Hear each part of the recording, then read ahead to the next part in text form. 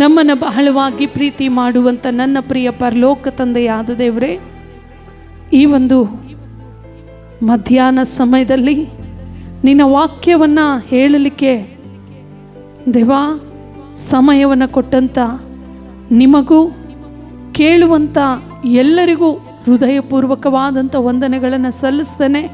ದೇವರೇ, ಹೇಳುವಂಥ ನನ್ನನ್ನು ಕೇಳುವಂಥ ನಿನ್ನ ಪ್ರಜೆಗಳನ್ನು ಇಬ್ಬರಲ್ಲಿಯೂ ಒಂದೇ ಆಶೀರ್ವಾದ ಪ್ರಜ್ವಲಿಸಬೇಕೆಂಬುದಾಗಿ ನಾನು ಪ್ರಾರ್ಥಿಸ್ತೇನೆ. ಈ ವಾಕ್ಯದ ನಿಮಿತ್ತವಾಗಿ, ಈ ವಾಕ್ಯದ ಸ್ವಾಮಿ ಪ್ರತಿಫಲವಾಗಿ ಒಂದು ದೊಡ್ಡ ಆಶೀರ್ವಾದವನ್ನು ನಾವು ಹೊಂದಿಕೊಳ್ಳಬೇಕು. ಈಗ ಬಂದಂಥವರು ಬಂದ ಹಾಗೆ ಹೋಗದೆ ಒಂದು ವ್ಯತ್ಯಾಸವಾದಂಥ ಮಹಿಮೆ, ಒಂದು ವ್ಯತ್ಯಾಸವಾದಂಥ ಬಿಡುಗಡೆ, ಒಂದು ವ್ಯತ್ಯಾಸವಾದಂಥ ಕಾರ್ಯವನ್ನು ನಮ್ಮ ಜೀವಿತದಲ್ಲಿ, ನಮ್ಮ ಕುಟುಂಬದಲ್ಲಿ, ನಮ್ಮ ಸಭೆಯಲ್ಲಿ ನೀವು ಮಾತನಾಡಬೇಕೆಂಬುದಾಗಿ ನಾನು ಪ್ರಾರ್ಥಿಸ್ತೇನೆ. ನೀವೇ ನಿಮ್ಮ ಸಹಾಯದ ಹಸ್ತವನ್ನು ಚಾಚಿ ಕೃಪೆ ತೋರಿಸಿ ಬಲಪಡಿಸಿ ನಡೆಸಬೇಕಂತೇಳಿ ಯೇಸುವಿನ ನಾಮದಲ್ಲಿ ತಂದೆಯಾದ ದೇವರೇ, ಆಮೇನ್.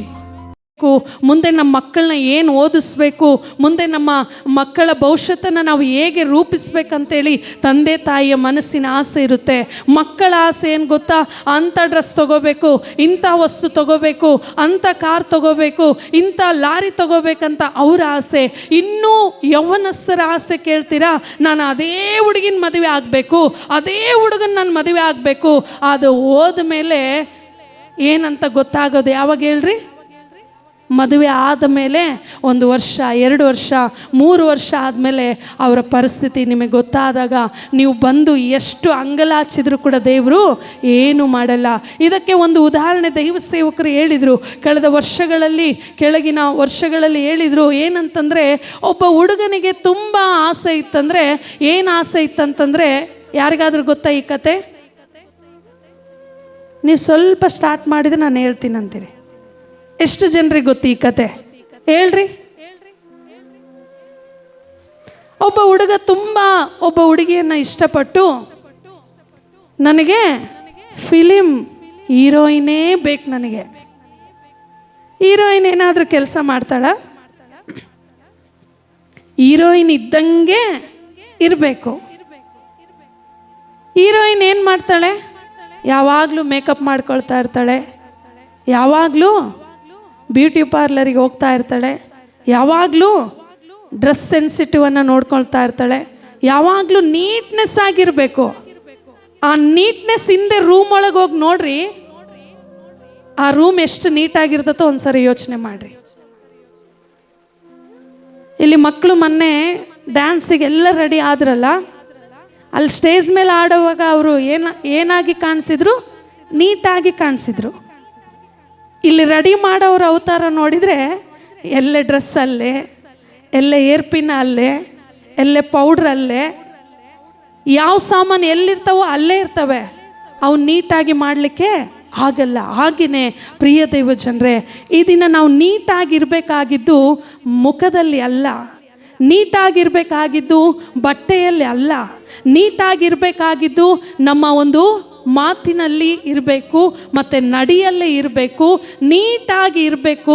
ಎಲ್ಲದಕ್ಕಿಂತ ಒಳ್ಳೆಯವರಾಗಿ ನಾವು ಕಾಣಬೇಕಂದ್ರೆ ನಮ್ಮ ಮನಸ್ಸನ್ನು ಯೇಸುವಿಗೆ ನಾವು ಒಪ್ಪಿಸುವುದಾದರೆ, ನಮ್ಮ ಮನಸ್ಸನ್ನು ದೇವರಿಗೆ ಕೊಡುವುದಾದರೆ, ನಮ್ಮ ಮನಸ್ಸನ್ನು ದೇವರ ಸನ್ನಿಧಿಯಲ್ಲಿ ಒಪ್ಪಿಸಿ ಪ್ರಾರ್ಥಿಸುವುದಾದರೆ, ಅಲ್ಲಿ ಇರುವಂಥ ಎಲ್ಲ ಕಸರನ್ನು, ಎಲ್ಲ ಕಡ್ಡಿಗಳನ್ನು, ಎಲ್ಲ ದುಷ್ಟನ ಕಾರ್ಯಗಳನ್ನು, ಸೈತಾನನ ಶಕ್ತಿಗಳನ್ನು, ಇದುವರೆಗೂ ನೀನು ಯಾವ ಕೆಲಸದಲ್ಲಿ ಕೆಟ್ಟದಾಗಿ ಯೋಚನೆ ಮಾಡಿದೆಯೋ, ಯಾವ ರೀತಿಯಾಗಿ ನೀನು ನಡೆದುಕೊಂಡಿದೆಯೋ ಅವೆಲ್ಲವನ್ನ ದೇವರಿಗೆ ಹೇಳಿ ನಿನ್ನ ಮನಸ್ಸು ದೇವರಿಗೆ ಕೊಡುವುದಾದರೆ, ಮೆಕ್ಯಾನಿಕಲ್ ಹತ್ರ ಹೋದಾಗ ಬೈಕ್ ಕೆಟ್ಟೋದಾಗ ಎಷ್ಟು ನೀಟಾಗಿ ರಿಪೇರಿ ಮಾಡ್ತಾರೋ ಹಾಗೆ ನಿನ್ನ ಮನಸ್ಸು ಯೇಸು ಕೈಯಲ್ಲಿ ಕೊಡುವುದಾದರೆ ನಿನ್ನನ್ನು ನೀಟಾಗಿ ದೇವರು ಮಾಡಲಿಕ್ಕೆ ಶಕ್ತರಾಗಿದ್ದಾರೆ. Hallelujah, hallelujah. ಅನಾರೋಗ್ಯದಲ್ಲಿರಬೇಕಾದ್ರೆ ಡಾಕ್ಟ್ರು ಬೇಕು, ಕಷ್ಟದಲ್ಲಿದ್ದಾಗ ಪಾಸ್ಟರ್ ಬೇಕು, ರೋಗದಲ್ಲಿದ್ದಾಗ ಟ್ಯಾಬ್ಲೆಟ್ ಔಷಧಗಳು ಬೇಕು. ಆದರೆ ಎಲ್ಲ ವಿಷಯಗಳನ್ನು ಸೃಷ್ಟಿ ಮಾಡಿದಂಥ ಯೇಸುವನ್ನು ನಿನ್ನ ಜೀವಿತದಲ್ಲಿ, ನಿನ್ನ ಮನಸ್ಸಿನಲ್ಲಿ ನೀನು ಕರ್ಕೊಳ್ಳುವುದಾದರೆ ಆತನು ಯೇಸು ಬಂದು ನಿಮ್ಮನ್ನು ಗುಣಪಡಿಸಲಿಕ್ಕೆ ಶಕ್ತರಾಗಿದ್ದಾರೆ. ಹಲ್ಲೆಲೂಯಾ. ಹಾಲೆಲೂಯಾ. ರೋಗಗಳಿಗೆ ಡಾಕ್ಟ್ರ್ ಇದ್ದಾರೆ, ಅನಾರೋಗ್ಯದಲ್ಲಿರಬೇಕಾದ್ರೆ ಡಾಕ್ಟ್ರುಗಳಿದ್ದಾರೆ, ಕಾರು ಮತ್ತು ಲಾರಿ ರಿಪೇರಿ ಬಂದಾಗ ಮೆಕ್ಯಾನಿಕಲ್ಗಳಿದ್ದಾರೆ, ಇನ್ನೂ ಕೆಲವು ವಿಷಯಗಳಿಗೆ ಏನಾದರೂ ಸಮಸ್ಯೆಗಳು ಬಂದಾಗ ಪೊಲೀಸ್ ಸ್ಟೇಷನ್ ಇದೆ, ಲಾಯರ್ಗಳಿದ್ದಾರೆ. ಅವೆಲ್ಲದಕ್ಕಿಂತ ಮನಸ್ಸು ರಿಪೇರಿ ಮಾಡುವಂಥ ವ್ಯಕ್ತಿ ಈ ಲೋಕದಲ್ಲಿ ಎಲ್ಲಾದರೂ ಇದ್ದಾರಂದರೆ ಅದು ಯಾರೂ ಅಲ್ಲ, ನಾನು ನೀನು ಆರಾಧಿಸುವಂಥ ಯೇಸು ಕ್ರಿಸ್ತನು ಮಾತ್ರನೇ ಆ ಮನಸ್ಸನ್ನು ರಿಪೇರಿ ಮಾಡುವಂಥ ವ್ಯಕ್ತಿಯಾಗಿದ್ದಾನೆ. Hallelujah, hallelujah. ಅದಕ್ಕೆ ಅನೇಕ ಸಾರಿ ನಾವು ಬಾ ಯೇಸುವಲ್ಲಿ ಬಾ, ನಿನ್ನ ಹೃದಯವನ್ನು ಯೇಸುವಿಗೆ ತಾ, ನಿನ್ನನ್ನು ಕಾಯುವಂಥ ಕುರುಬನಿಗೆ ನಿನ್ನ ಮನಸ್ಸು ಕೊಡುವುದಾದರೆ ಆತನು ನಿನ್ನ ಮನಸ್ಸನ್ನು ಕರೆಕ್ಟಾಗಿ ಮಾಡಿ ಆಶೀರ್ವಾದ ಮಾಡಲಿಕ್ಕೆ ಶಕ್ತನಾಗಿದ್ದಾನೆ. Hallelujah, hallelujah. ಇಲ್ಲೇ ಇದ್ದವ್ರು ಹಾಲೆಲೂಯಾ, ಸ್ವಲ್ಪ ಮನೆ ಕಡೆಗೆ ಹೋಗ್ದವ್ರು ಹಾಲೆಲೂಯಾ. ಮನೆಗೆ ಹೋಗ್ತಾ ಇದ್ದೀರಾ? ಟೈಮ್ ಆಗೈತಮ್ಮ, ಈ ದಿನ ಪಾಸ್ಟ್ ಹೇಳಿದರು, ಬಂತು ಹೋದ್ರೇನು ಹೋಗ್ಲಿದ್ರೇನು, ನಾಳೆ ಬುಧವಾರ ರಾತ್ರಿ ಎಲ್ಲ ಊಟ ಮಾಡಿ ಎಲ್ಲ ತೊಳೆದಿಟ್ಟು ಒಂದೇಟಿಗೆ ವಾಗ್ದಾನ ಚೀಟಿ ತಗೊಳಕ್ಕೆ ಹೋಗೋಣ ಅಂತ ಎಲ್ಲರೂ ಮನೆಯಲ್ಲಿದ್ದಾರೆ. ನಿಜವಾಗ್ಲೂ ಅವ್ರಿಗಿಂತ ಬಂದಂಥ ನೀವೇ ಧನ್ಯರು. Hallelujah, hallelujah. ನಾವು ತಿಂದು ಕುಡಿಯುವುದು ದೇವರ ರಾಜ್ಯಕ್ಕಾಗಿ ಅಲ್ಲ, ಯಾರು ದೇವರ ಆಲಯದಲ್ಲಿ ಇದ್ದಾರೋ ಅವರು ನಿಜವಾಗಲೂ ದೇವರಿಗೆ ಇಷ್ಟವಾದಂಥ ವ್ಯಕ್ತಿಗಳು. ಹಾಲೆಲೂಯಾ. ನಾವು ಕೂಡ ಭಾಳ ಜನಕ್ಕೆ ಮಾಡಬೇಕು, ಏನೆಲ್ಲ ಮಾಡಬೇಕಂತ ಆಸೆ ಇದೆ, ಆದರೆ ಭಾನುವಾರ ಮಾತ್ರ ಅವರೆಷ್ಟೇ ಜನ ಬರಲಿ ಅವ್ರನ್ನ ಕೂಡ ನಾನು ಕರ್ಕೊಂಬರ್ತೇನೆ. Hallelujah, hallelujah. ದೇವರಿಗೆ ಸ್ತೋತ್ರವಾಗಲಿ. ಇಲ್ಲಿ ದೇವರ ವಾಕ್ಯ ಹೇಳ್ತಾ ಇದೆ, ಯೆಹೋವನೇ ನಿನ್ನಲ್ಲೇ ಮನಸ್ಸಿಟ್ಟಿದ್ದೇನೆ. ನಾವು ಯಾರ ಮೇಲೆ ಮನಸ್ಸು ಕೊಟ್ಟಿದ್ರು ದಯಮಾಡಿ ಆ ಮನಸ್ಸನ್ನು ನೀವು ಹಿಂದಕ್ಕೆ ತಕ್ಕೊಂಡು ಬನ್ನಿರಿ. ಈ ದಿನ ನೀವು ಮನಸ್ಸು ದೇವರಿಗೆ ಕೊಡಬೇಕು. ನಿಜವಾಗ್ಲೂ ನಾನು ಒಂದು ಸಾಕ್ಷಿಯನ್ನು ಹೇಳ್ತೇನೆ. ನನ್ನ ಜೀವಿತದಲ್ಲಿ ನಡೆದಂಥ ಘಟನೆ, ನನ್ನ ಕುಟುಂಬದಲ್ಲಿ ನಡೆದಂಥ ಘಟನೆ ನಿಜವಾಗ್ಲೂ ಬಹಳ ಉತ್ತಮವಾದಂಥ ಘಟನೆ. ನಾನು ಕೂಡ ನಿಮ್ಮ ಹಾಗೆ ಯೌವನ ಕಾಲದಲ್ಲಿ ಇರಬೇಕಾದ್ರೆ, ನಿಮ್ಮ ಹಾಗೆ ಒಂದು ಕುಟುಂಬಸ್ಥರಾಗಿ ನಾನು ಇರಬೇಕಾದ್ರೆ ನನಗೂ ತುಂಬ ಆಸೆಗಳಿದ್ವು, ನನಗೂ ತುಂಬ ಬೇರೆ ಬೇರೆ ವಿಷಯಗಳ ಮೇಲೆ ಮನಸ್ಸು ಕೊಟ್ಟಿದ್ದೆ. ಆದರೆ ಅವೆಲ್ಲವುಗಳನ್ನು ನಮ್ಮ ತಂದೆ ತಾಯಿಯನ್ನು ದೃಷ್ಟಿಸಿ ನೋಡಿ ಅವರಿಗೆ ನಾನು ಕೆಟ್ಟ ಹೆಸರು ತರಬಾರ್ದು, ಅವರಿಗೆ ಒಳ್ಳೆ ಅನುಕೂಲವಾಗಿರುವುದಾದರೆ ನಿಜವಾಗ್ಲೂ ತಂದೆ ತಾಯಿಯನ್ನು ಯಾರು ವ್ಯಥೆಪಡಿಸ್ತಾರೋ ಅವರ ಜೀವನದಲ್ಲಿ ಉದ್ಧಾರ ಆಗಲಿಕ್ಕೆ ಸಾಧ್ಯವಿಲ್ಲ. ಈ ದಿನ ತಂದೆ ತಾಯಿಯನ್ನು, ಅವರ ಮನಸ್ಸಿನ ಆಲೋಚನೆಗಳನ್ನು ಯಾರು ನೀವು ಅನುಸರಿಸಿಕೊಂಡು ಅವರ ಹೆಜ್ಜೆ ಜಾಡಲ್ಲಿ, ದೇವರ ಹೆಜ್ಜೆ ಜಾಡಲ್ಲಿ ಯಾರು ನಡೀತಾರೋ ಅವರಿಗೆ ನಿಜವಾಗ್ಲೂ ದೇವರ ಮಹಿಮೆಯನ್ನು ಕಾಣುವಂಥ ಪ್ರೀತಿ, ದೇವರು ಒಂದು ಆಶೀರ್ವಾದವನ್ನು ನೋಡುವಂಥ ಮಹಿಮೆಯನ್ನು ಯಾರು ಕೊಡ್ತಾರೆ? ಯೇಸು ಕ್ರಿಸ್ತನು ಕೊಡಲಿಕ್ಕೆ ಶಕ್ತನಾಗಿದ್ದಾನೆ. ನಿಮ್ಮ ಮನಸ್ಸು ಒಂದು ವೇಳೆ ಯಾವುದರ ಮೇಲೆ ಮನಸ್ಸು ಕೊಟ್ಟಿರುವುದಾದರೆ ಆ ಮನಸ್ಸು ನಿಜವಾಗ್ಲೂ ಅದು ದರಿದ್ರತನಕ್ಕೆ ಸಹದೃಶವಾಗಿದೆ. ಈ ದಿನ ನಿಮ್ಮ ಮನಸ್ಸು ದೇವರ ಕೈಯಲ್ಲಿ ಒಪ್ಪಿಸಿಕೊಡುವುದಾದರೆ ಆ ತಂದೆ ತಾಯಿಯ ಪ್ರೀತಿಯನ್ನು ಹೊಂದಿಕೊಳ್ಳ್ರಿ. ಆ ತಂದೆ ತಾಯಿಯ ಹೆಜ್ಜೆ ಜಾಡಲ್ಲಿ ನೀವು ನಡ್ರಿ. ಅದಕ್ಕೆ ಒಬ್ಬೊಬ್ಬರು ಹೇಳ್ತಾ ಇರ್ತಾರೆ, ಏನಂತ ಹೇಳ್ತಾರೆ? ತಾಯಿಯಾಗೆ ಮಗಳು, ತಂದೆಯಂತೆ ಮಗ ಅಂತಾರೆ. ಇಲ್ಲ ನಿಮ್ಮೂರಲ್ಲಿ ಯಾವಾಗಂತಾರೆ? ಅವ್ರ ಅಪ್ಪ ಹೆಂಗ್ ಮಾತಾಡ್ತಾನೆ ಹಂಗೇ ಮಾತಾಡಿದ್ರೆ ಏನಂತಾರೆ? ತಂದೆ ಅಂತಾನೆ ಮಗಪ್ಪ. ಅವ್ರ ತಾಯಿ ಹೆಂಗ್ ಮಾಡ್ತಾಳೆ ಹಂಗೇ ಮಾಡಿದ್ರೆ ಏನು ಮಾಡ್ತಾರೆ? ತಾಯಿ ಅಂತೆ ಮಗಳು. ಅದೇ ಕೆಟ್ಟದ್ದು ಮಾಡಿದ್ರೆ ಏನಂತಾರೆ? ತಾಯಿಗಿಂತ ಮೀರಿದವಳು, ತಂದೆಗಿಂತ ಮೀರಿದವನು. ಆ ಮಾತು ತರಿಸ್ಕೊಳ್ಳೋದು ಇಷ್ಟ ಪಡಬಾರ್ದು. ದಯಮಾಡಿ ನೀವೇನಾದರೂ ಒಂದು ಒಳ್ಳೆಯ ಹೆಸರು ಗಳಿಸ್ಕೊಳ್ಬೇಕಂದ್ರೆ ತಂದೆ ತಾಯಿ ಹೇಗೆ ಮಾಡಿದಾರೋ, ಒಂದು ವೇಳೆ ನಿಮ್ಮ ತಂದೆ ತಾಯಿಯವರು ಕೆಟ್ಟವರಾಗಿದ್ದರೂ ಕೂಡ ನೀವು ಉತ್ತಮವಾದಂಥ ವ್ಯಕ್ತಿಗಳಾಗಿ ಬದುಕಲಿಕ್ಕೆ ಪ್ರಯಾಸ ಪಡ್ರಿ. ನಿಮ್ಮ ಒಂದು ಪ್ರಯಾಸಕ್ಕೆ ತಕ್ಕ ಪ್ರತಿಫಲ ಮುಂಬರುವಂಥ ಮಕ್ಕಳಿಗೆ, ಮೊಮ್ಮಕ್ಕಳಿಗೆ ದೇವರ ವಾಕ್ಯ ಹೇಳ್ತಾ ಇದೆ. ದೇವರ ಭಯಭಕ್ತಿಯಲ್ಲಿ ಬೆಳೆಯುವಂಥವರ ಕುಟುಂಬದ ಸುತ್ತಲೂ ದೇವರೇನು ಮಾಡ್ತಾನಂತೆ? ಆಶೀರ್ವಾದವನ್ನು ಕೊಡ್ತಾನೆ. ಆಶೀರ್ವಾದ ಹೆಂಗಿರುತ್ತೆ? ಮಕ್ಕಳು, ಮೊಮ್ಮಕ್ಕಳು, ಮರಿ ಮೊಮ್ಮಕ್ಕಳು ಕಾಣುವಂತೆ ದೇವರು ಆಶೀರ್ವಾದ ಮಾಡ್ತಾನೆ. ಈ ದಿನ ಪ್ರಿಯ ದೇವಜನರೇ, ತಂದೆ ತಾಯಿ ಯಾವ ರೀತಿಯಾಗಿದ್ದಾರೋ ಅದೇ ರೀತಿಯಾಗಿ ನೀನು ನಡೆದುಕೊಳ್ಳಬೇಕಂದ್ರೆ ನಿನ್ನ ಇಷ್ಟದಂತೆ ನೀನು ನಿನ್ನ ಮನಸ್ಸು ಯಾರಿಗಾದರೂ ಕೊಟ್ಕೋ. ಇಲ್ಲ, ನೀನು ದೈವ ಸೇವಕರ ಮಾತನ್ನು, ದೇವರ ವಾಕ್ಯದ ಮಾತನ್ನು ನೀನು ಅನುಸರಿಸಿ ನಡೆಯುವುದಾದರೆ ನಿನ್ನ ಜೀವಿತದಲ್ಲಿ ದೇವರು ದೊಡ್ಡ ಕಾರ್ಯವನ್ನು ಮಾಡಲಿಕ್ಕೆ ಶಕ್ತನಾಗಿದ್ದಾನೆ. Hallelujah, hallelujah. ಇಲ್ಲಿ ದೇವರ ವಾಕ್ಯ ಹೇಳ್ತಾ ಇದೆ, ರೂತಳು ದೇವರ ವಾಕ್ಯದ ಮೇಲೆ ಮನಸ್ಸು ಕೊಟ್ಟಿದ್ದಕ್ಕಾಗಿ, ಅವರ ಅತ್ತೆ ಜಾಡಲ್ಲಿ ನಡೆದಿದ್ದಕ್ಕಾಗಿ ಆಕೆ ಜೀವನ ಒಂದು ಉತ್ತಮವಾದ ರೀತಿಯಲ್ಲಿ ದೇವರು ನಡೆಸಿದ. ಈ ದಾವೀದನು ಕೂಡ ನಾವು ನೋಡ್ತಾ ಇದ್ದೇವೆ, ಆತನ ಜೀವಿತದಲ್ಲಿ ಅನೇಕ ಪಾಪಗಳನ್ನು ಮಾಡಿದ, ಅನೇಕ ಶಾಪಗಳನ್ನು ಮಾಡಿದ, ಅನೇಕ ಕೆಟ್ಟ ವಿಚಾರಗಳನ್ನು ಮಾಡಿದ. ದೇವರ ಪ್ರಜ್ಞೆ ಬಂದ ಮೇಲೆ ಆ ದಾವೀದನು ದೇವರ ಸನ್ನಿಧಿಯಲ್ಲಿ ತನ್ನ ಬಟ್ಟೆಗಳು ಹರಿದೋದ್ರೂ ಕೂಡ ದಾವೀದನು ದೇವರ ಸನ್ನಿಧಿಯಲ್ಲಿ ಪಶ್ಚಾತ್ತಾಪ ಪಟ್ಟು ಆರಾಧನೆ ಮಾಡಿದಂಥದನ್ನು ನಾವು ನೋಡಿದ್ದೇವೆ. ಹಲ್ಲೆಲೂಯಾ. ನಾವು ನೋಡಿದ್ದೇವೆ ಅಂದರೆ ಎಲ್ಲಿ ನೋಡಿದ್ದೇವೆ? ಟಿವಿಯಲ್ಲಿ ನೋಡಿದ್ದೇವೆ. ನಾವು ರಿಯಲ್ ಆಗಿ ದಾವೀದನ ಬಗ್ಗೆ ನೋಡಲಿಕ್ಕೆ ಆಗಲ್ಲ. ನಮ್ಮ ಪಕ್ಕದವರಾದರೆ ನೋಡ್ಬೋದು, ನಮ್ಮ ಹಿಂದಿನ ಮನೆಯವರಾದರೆ ನಾವು ನೋಡ್ಬೋದು, ನಮ್ಮ ಎದುರುಗಡೆ ಇರುವಂಥವರಾದರೆ ನೋಡ್ಬೋದು. ಆದರೆ ದಾವೀದನ ಕಾಲದಲ್ಲಿರುವಂಥ ಒಂದು ಸಾಕ್ಷಿ ನಾವು ಕೇಳಿದ್ದೇವೆ ಮತ್ತು ಟಿ ವಿಯಲ್ಲಿ ನೋಡಿದ್ದೇವೆ.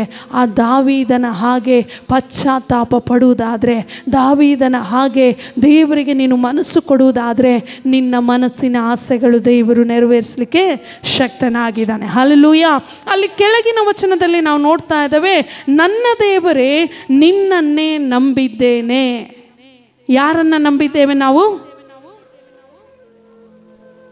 ತಂದೆ ತಾಯಿಯನ್ನು ನಂಬಿದ್ದೇವೆ, ಮಕ್ಕಳನ್ನು ನಂಬಿದ್ದೇವೆ, ಹೆಂಡತಿಯನ್ನು ನಂಬಿದ್ದೇವೆ, ಗಂಡನನ್ನು ನಂಬಿದ್ದೇವೆ. ನಾವೇನು ಮಾಡ್ತೇವೆ? ನಂಬಿ ಎಲ್ಲ ಒಳ್ಳೆಯವರಂತ ನಂಬುತ್ತೇವೆ.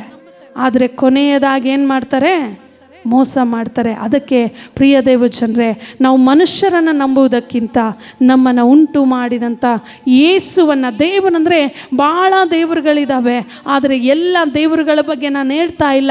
ನಾನು ನೀನು ಆರಾಧಿಸುವಂಥ ದೇವರು ಯೇಸು ಕ್ರಿಸ್ತನನ್ನು ಯಾರು ಸಂಪೂರ್ಣವಾಗಿ ನಂಬುತ್ತಾರೋ, ಯಾರು ಹೃದಯಪೂರ್ವಕವಾಗಿ ನಂಬುತ್ತಾರೋ, ಯಾರು ಆಲೋಚನೆಗಳ ಮೂಲಕವಾಗಿ ನಂಬುತ್ತಾರೋ, ಅವರ ನಂಬಿಕೆಗೆ ಆಶಾ ಭಂಗ ಪಡದೆ ದೇವರು ನಮ್ಮನ್ನು ಉಂಟು ಮಾಡಿದ ದೇವರು ಯೇಸು ಕ್ರಿಸ್ತನನ್ನು ನಾವು ನಂಬುವುದಾದರೆ, ಯೇಸು ಕ್ರಿಸ್ತನು ನಮ್ಮ ನಂಬಿಕೆಗೆ ದ್ರೋಹ ಮಾಡುವಂಥ ವ್ಯಕ್ತಿ ಅಲ್ಲ. ಹಲ್ಲೆಲೂಯಾ.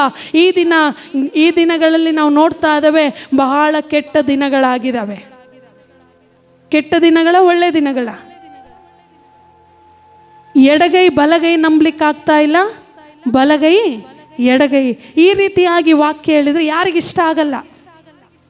ನಗುತ್ತಾ ಹೇಳ್ರಿ, ನಗಸ್ಕಂತ ಜೋಕ್ ಮಾಡ್ಕಂತ, ಈ ಥರ ಅಲ್ಲ ಈ ಥರ ಅಂತಂದರೆ ಭಾಳ ಚೆನ್ನಾಗಿತ್ತು ಅಂತಾರೆ. ಅದೇ ಡೈರೆಕ್ಟಾಗಿ ವಾಕ್ಯವನ್ನು ಹೇಳಿದಾಗ ಅದು ಯಾರಿಗೆ ಡೈರೆಕ್ಟ್ ಅನಿಸುತ್ತೆ ಹೇಳ್ರಿ? ಯಾರು ತಪ್ಪು ಮಾಡ್ತಾರೋ ಅವರಿಗೆ ಮಾತ್ರನೇ ಡೈರೆಕ್ಟ್ ಅನಿಸೋದು. ಈಗಾಗಲೇ ಅಮ್ಮ ಸಿದ್ದಮ್ಮ ಹೇಳಿದರು, ಏನಂತ?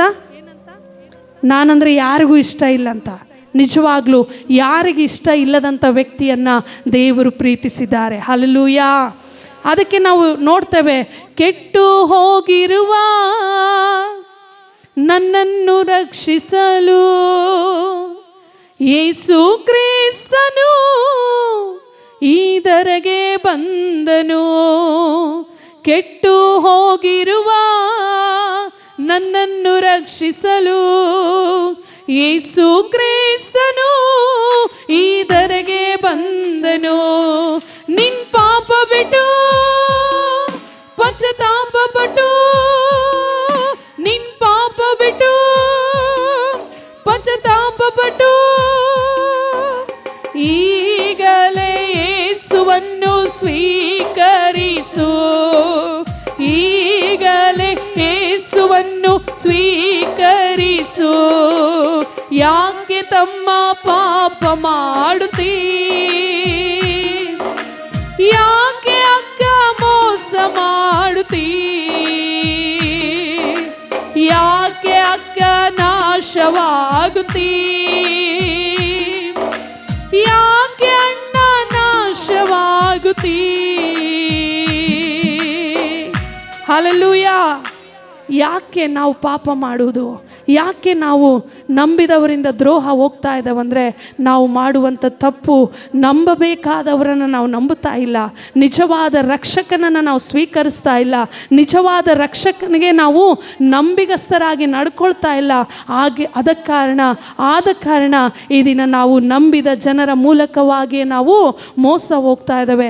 ಈಗಲ್ಲ, ಒಂದು 4-5 ತಿಂಗಳ ಕೆಳಗಡೆ ಒಬ್ಬರು ಹೇಳಿದಂಥ ಮಾತು, ಯಾಕೋ ಏನೋ ಪ್ರತಿ ಭಾನುವಾರ ನನಗೇ ವಾಕ್ಯ ಹೇಳ್ತಾರೆ, ಯಾಕೋ ಏನೋ ನಾನು ಹೆಂಗೆ ಮಾಡ್ತಾ ಇದ್ದೇನೆ ಹಂಗೇ ವಾಕ್ಯ ಹೇಳ್ತಾರೆ. ಮತ್ತು ಯಾರಿಗೆ ವಾಕ್ಯ ಹೇಳಬೇಕು? ಗೋಡೆಗೆ ಹೇಳ್ಬೇಕಾ?